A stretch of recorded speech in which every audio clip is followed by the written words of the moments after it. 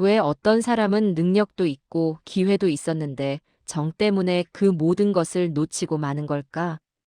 이 질문 앞에서 우리는 흔히 그래도 그 사람은 착하잖아라는 말로 답을 대신한다. 하지만 착함과 정이 많은 것, 그리고 인생이 망가지는 것 사이에는 생각보다 선명한 인과관계가 있다. 정 때문에 인생이 무너지는 사람들을 보면 그들은 대부분 나쁜 사람이 아니다. 오히려 지나치게 좋은 사람이거나 정확히 말하면 좋은 사람으로 보이고 싶어 하는 사람이다. 문제는 그 정이 사랑에서 비롯된 것이 아니라 두려움에서 비롯된 경우가 많다는 점이다. 관계가 끊어지는 것에 대한 두려움, 나쁜 사람으로 낙인 찍히는 것에 대한 불안, 혼자 남겨질지 모른다는 공포.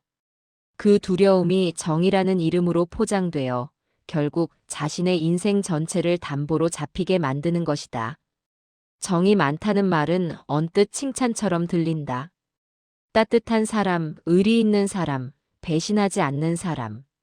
이런 이미지들이 자연스럽게 따라온다. 하지만 현실에서 정 때문에 인생이 망가지는 사람들을 관찰해보면 그들에게는 몇 가지 공통된 패턴이 있다. 첫째, 이들은 관계를 끊는 것을 일종의 실패로 받아들인다.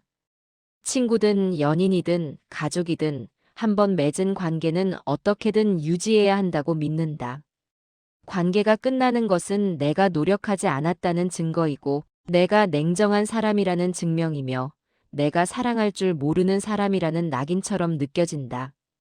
그래서 이들은 관계가 명백히 독이 되고 있음에도 그 관계를 놓지 못한다. 끊는 순간 자신이 나쁜 사람이 될 것 같은 두려움 때문에 스스로를 계속 그 관계 안에 가둔다. 둘째, 이들은 상대의 과거와 사정을 지나치게 이해하려 한다. 그 사람도 어려운 환경에서 자랐으니까 원래 성격이 그런 게 아니라 상처가 많아서 그런 거야. 지금은 힘든 시기니까 이해해줘야지. 이런 식으로 상대의 모든 행동에 맥락을 부여하고 그 맥락 속에서 상대를 계속 정당화한다. 물론 사람을 이해하는 것은 중요하다. 하지만 이해가 지나치면 그것은 상대에 대한 배려가 아니라 자기 자신에 대한 방치가 된다. 상대의 사정을 이해하느라 정작 자신이 받는 상처는 외면하고 상대의 과거를 고려하느라 현재 자신의 고통은 정당화하지 못한다. 그렇게 이해는 점점 변명이 되고 변명은 결국 관계를 유지하기 위한 자기기만이 된다. 셋째, 정 때문에 인생이 무너지는 사람들은 미안함과 죄책감을 너무 쉽게 느낀다.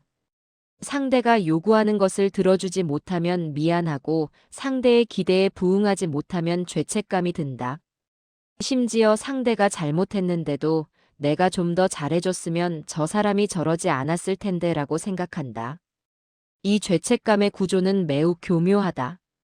왜냐하면 이들은 관계에서 일어나는 모든 문제의 원인을 자기 자신에게서 찾기 때문이다. 상대가 화를 내면 내가 뭔가 잘못했기 때문이고 상대가 떠나려 하면 내가 부족했기 때문이며 상대가 나를 이용하는 것조차 내가 그럴 만한 빌미를 줬기 때문이라고 해석한다. 이런 사고방식은 결국 자신을 관계의 영구적인 채무자로 만들고 상대는 영구적인 채권자로 만든다. 넷째, 그래도 사람이니까라는 말로 모든 선을 무너뜨린다. 이 한 문장은 정 많은 사람들이 가장 자주 쓰는 주문이다. 상대가 배신해도 거짓말을 해도 나를 이용해도 그래도 사람인데 어떻게라는 말로 모든 걸 덮는다. 하지만 이 말 속에는 위험한 논리가 숨어 있다. 사람이기 때문에 이해해야 한다면 나 역시 사람인데 왜 나는 이해받지 못하는가? 상대의 인간성은 존중하면서 정작 나 자신의 인간성은 왜 계속 유보시키는가? 이 질문 앞에서 정 많은 사람들은 답을 하지 못한다. 왜냐하면 그들에게 사람이니까라는 말은 상대에게만 적용되는 특권이지 자신에게는 허용되지 않는 사치이기 때문이다. 다섯째, 이들은 손해를 보면서도 스스로를 착한 사람이라고 설득한다. 나는 이렇게까지 해줬어. 나는 끝까지 믿어줬어. 나는 배신하지 않았어. 이런 식으로 자신의 희생을 일종의 도덕적 우월함으로 전환한다. 하지만 이 우월함은 실제로는 아무것도 지켜주지 못한다. 상대는 변하지 않고 관계는 나아지지 않으며 인생은 점점 더 좁아진다. 그럼에도 이들은 적어도 나는 최선을 다했어라는 말로 스스로를 위로한다. 문제는 그 최선이 상대를 위한 최선이었지, 자신을 위한 최선은 아니었다는 점이다. 그리고 그 차이가 결국 인생 전체의 방향을 바꾼다. 그렇다면 정을 주는 사람과 정을 이용하는 사람은 어떻게 다른가? 정을 주는 사람은 자신이 베푼 것을 기억하지 않으려 한다. 반면 정을 이용하는 사람은 상대가 베푼 것을 절대 잊지 않는다. 정확히 말하면 잊지 않는 척하면서 계속 요구한다. 내가 저번에 이렇게까지 해줬잖아.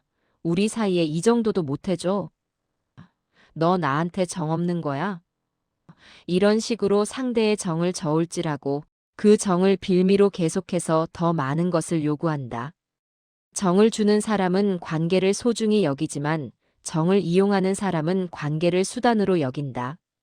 전자는 상대의 행복을 바라지만 후자는 상대의 죄책감을 바란다.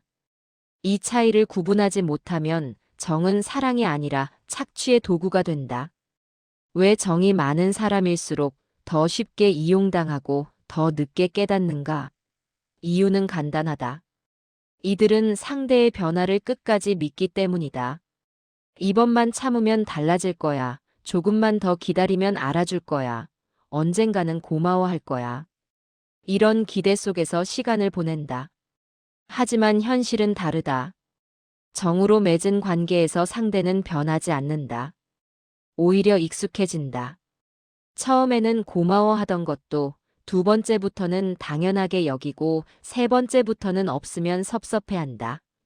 정으로 시작한 관계는 결국 의무로 바뀌고 의무는 다시 부담으로 바뀌며 부담은 결국 원망으로 끝난다. 정을 준 사람은 배신감을 느끼고 정을 받은 사람은 서운함을 느낀다. 왜냐하면 한쪽은 자신이 베풀었다고 생각하고 다른 한쪽은 자신이 받을 자격이 있다고 생각하기 때문이다. 정 때문에 끊지 못한 관계는 시간, 에너지, 자존감을 서서히 갉아먹는다. 처음에는 이 정도쯤이야 싶은 작은 양보였다. 하지만 그 양보가 반복되면서 어느새 자신의 시간표는 상대의 일정에 맞춰져 있고 자신의 에너지는 상대의 문제를 해결하는 데 소진되며 자신의 자존감은 상대의 평가에 의존하게 된다. 정 많은 사람들은 이 과정을 사랑이라고 부르지만 실제로는 자기 삶의 주도권을 하나씩 포기하는 과정이다. 문제는 이 포기가 한순간에 일어나지 않는다는 점이다. 너무 천천히, 너무 자연스럽게 일어나기 때문에 정작 자신이 얼마나 많은 것을 잃었는지 깨닫지 못한다. 그러다 어느 순간 내 인생이 왜 이렇게 됐지? 라는 질문 앞에 서게 된다. 그때서야 알게 된다. 내가 지킨 것은 관계가 아니라 상대의 편이었다는 것을. 이만하면 충분히 했다는 말을 끝내 하지 못하는 사람들이 있다. 이들은 항상 조금만 더라고 생각한다. 조금만 더 참으면, 조금만 더 해주면, 조금만 더 기다리면 뭔가 달라질 것 같다는 환상 속에 산다. 하지만 이 조금만 더는 끝이 없다. 왜냐하면 충분함의 기준을 자신이 정하는 게 아니라 상대가 정하기 때문이다. 상대가 만족할 때까지, 상대가 인정할 때까지, 상대가 고마워할 때까지 계속 베풀어야 한다고 생각한다. 그런데 아이러니하게도 정을 이용하는 사람들은 절대 만족하지 않는다. 만족하는 순간 더 이상 요구할 수 없기 때문이다. 그래서 이들은 항상 조금 부족한 척, 조금 서운한 척 하면서 상대의 죄책감을 자극한다. 그리고 정 많은 사람들은 그 죄책감에 반응해서 또다시 조금만 더를 시작한다. 정을 이유로 자신을 계속 뒤로 미루는 선택이 결국 인생 전체를 흔드는 이유는 명확하다. 인생에서 가장 중요한 결정들은 대부분 타이밍과 관련이 있다. 언제 새로운 기회를 잡을 것인가? 언제 관계를 정리할 것인가? 언제 방향을 바꿀 것인가? 이 모든 결정에는 적절한 시기가 있다. 하지만 정 때문에 자신을 뒤로 미루는 사람들은 그 타이밍을 계속 놓친다.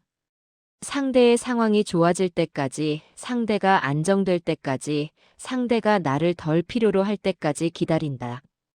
그런데 그때는 오지 않는다. 상대는 계속 힘들다고 말하고, 계속 불안정하며, 계속 나를 필요로 한다. 그 사이 정작 자신의 인생은 정체되고, 기회는 사라지며, 시간은 흐른다. 그렇게 몇 년이 지나고 나서야 깨닫는다. 내가 상대를 기다린 시간은 사실 나 자신을 버린 시간이었다는 것을. 정과 사랑, 책임과 집착을 구분하지 못할 때 비극이 시작된다. 정 많은 사람들은 흔히 자신의 행동을 사랑이라고 부른다. 하지만 가만히 들여다보면 그것은 사랑이 아니라 두려움인 경우가 많다. 혼자 남는 것에 대한 두려움, 버림받는 것에 대한 불안, 나쁜 사람으로 낙인 찍히는 것에 대한 공포. 이 두려움이 정이라는 이름으로 포장되어 관계를 유지하게 만든다. 마찬가지로 책임감이라고 생각했던 것이 사실은 집착인 경우도 많다. 상대를 놓아주지 못하는 이유가 상대의 행복 때문이 아니라 자신의 정체성 때문인 것이다. 내가 없으면 저 사람은 어떡하지? 라는 생각 뒤에는 저 사람 없이 나는 누구지? 라는 불안이 숨어 있다. 이 구분을 하지 못하면 정은 감옥이 되고 사랑은 고통이 되며 책임은 족쇄가 된다. 그렇다면 어떻게 해야 하는가? 정을 버리라는 말이 아니다. 정의 기준을 세우라는 말이다.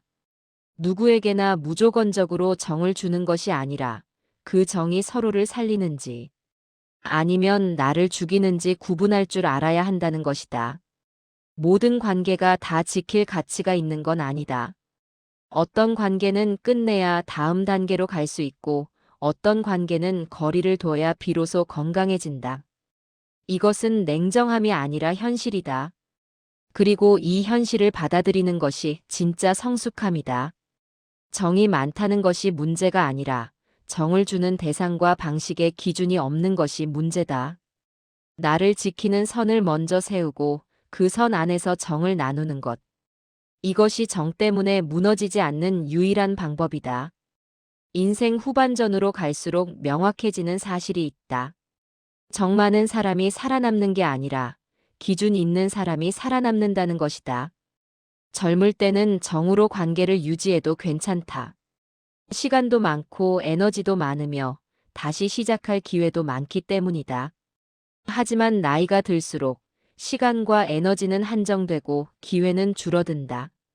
그때 가서 정리하지 못한 관계들이 발목을 잡는다. 끊지 못한 인연, 정리하지 못한 감정, 마무리하지 못한 과거. 이것들이 현재를 잠식하고 미래를 막는다. 결국 중요한 것은 얼마나 많은 관계를 유지했는가가 아니라 어떤 관계를 선택했는가다. 누구에게나 좋은 사람이 되려다 보면 정작 중요한 사람에게는 부족한 사람이 된다. 그리고 그 부족함은 결국 자신에게 돌아온다. 당신은 지금 어떤 관계 때문에 자신을 뒤로 미루고 있는가? 그 정은 정말 사랑인가? 아니면 두려움인가? 끊지 못한 관계가 지금의 인생을 붙잡고 있지는 않은가? 이 질문들 앞에서 정직해질 필요가 있다. 왜냐하면 정 때문에 무너진 인생의 책임은 결국 자기 자신에게 있기 때문이다. 상대가 나쁜 사람이어서가 아니라 내가 기준 없이 살았기 때문이다. 정은 미덕이 될 수도 있고 독이 될 수도 있다. 그 차이를 만드는 것은 정의 양이 아니라 정을 주는 방식이다. 나를 지키면서도 따뜻할 수 있고 선을 그으면서도 사랑할 수 있다. 그것이 진짜 성숙한 관계의 모습이다. 정 때문에 무너진 인생은 사실 기준 없이 살았던 인생이다.